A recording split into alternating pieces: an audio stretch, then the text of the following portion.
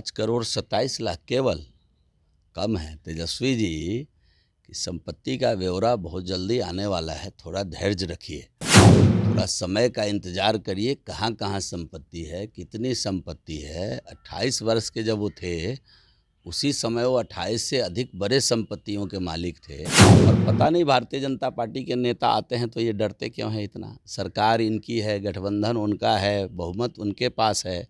नमस्कार, आप देख रहे हैं लाइव सिटीज। मैं हूं आपके उस्ताद शिवम। साल के पहले दिन ही बिहार के मुख्यमंत्री नीतीश कुमार और उप मुख्यमंत्री तेजस्वी यादव के साथ साथ बिहार सरकार के सभी मंत्रियों ने अपनी संपत्ति का ब्यौरा दिया है। ऐसे में सबसे ज़्यादा संपत्ति जो है बिहार के उप मुख्यमंत्री तेजस्वी यादव के पास है। ऐसे में इस वक्त हमारे साथ बिहार सरकार के पूर्व मंत्री जीवेश मिश्रा हैं, हम उनसे बात करेंगे।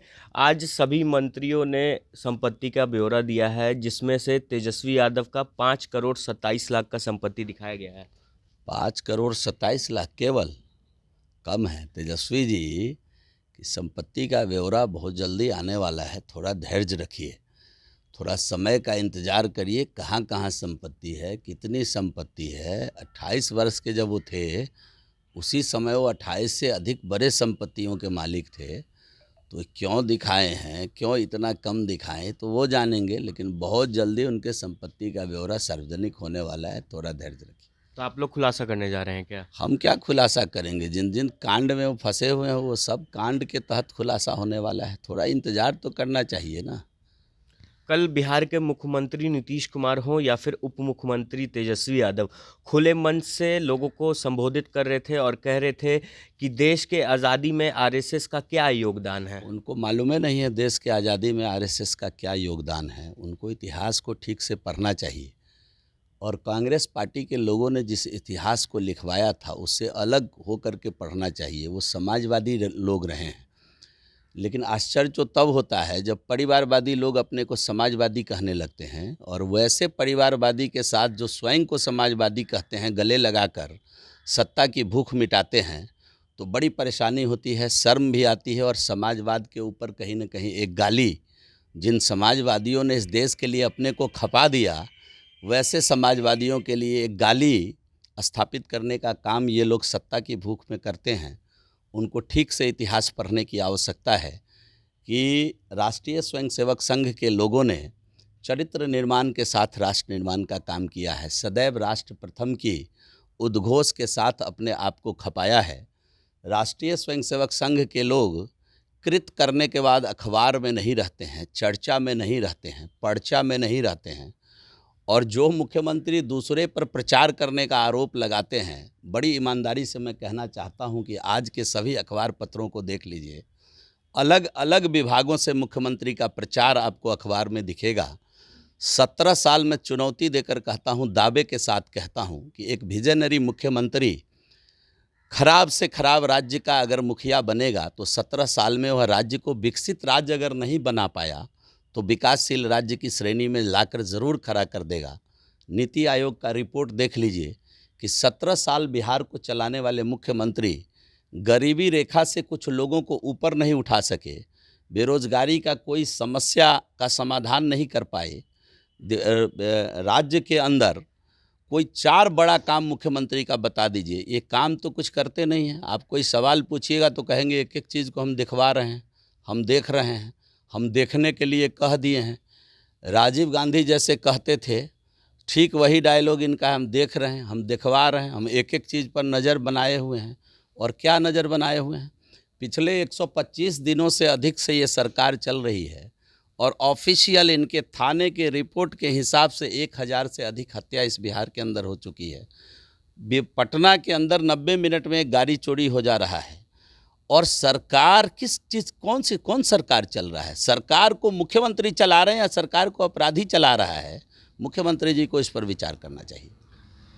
मुख्यमंत्री नीतीश कुमार 5 जनवरी से बिहार यात्रा पर निकलने वाले हैं, लोगों को जागरूक करेंगे। मुझे मालूम चला है वो प्रायश्चित यात्रा पर निकलने वाले हैं। शराबबंदी जो उन्होंने किया और वो जो फेल हो गया, गरीबों की जान, गरीबों का प्राण शराबबंदी से जा रहा है। और अट्ठास करके, हंस करके जिस प्रकार से 100 से अधिक लोगों के परिजन ने अपने लोगों को खोया, 500 से अधिक परिवार छाती पीट पीट कर मातम मना रहा था छपरा में। 25,000 से अधिक लोग पूरे एरिया में मातम में पड़े हुए थे। उसके प्रति बगैर संवेदना व्यक्त किए हुए एक प्रदेश का मुखिया 37 साल लोकतांत्रिक व्यवस्था में अपने संसदीय जीवन को बिताने वाले प्रदेश के मुख्यमंत्री जी ने ये बात कही कि जो पिएगा वो मरेगा, वो भी हंसकर मुस्कुराते हुए।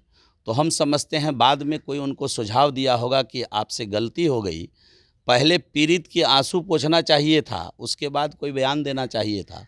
तो मुझे लगता है उस प्रायश्चित को करने के लिए ये प्रायश्चित यात्रा पर मुख्यमंत्री 5 तारीख से निकलने वाले हैं। एक आखिरी सवाल, बीजेपी के राष्ट्रीय अध्यक्ष जेपी नड्डा भी 3 जनवरी को बिहार आ रहे हैं।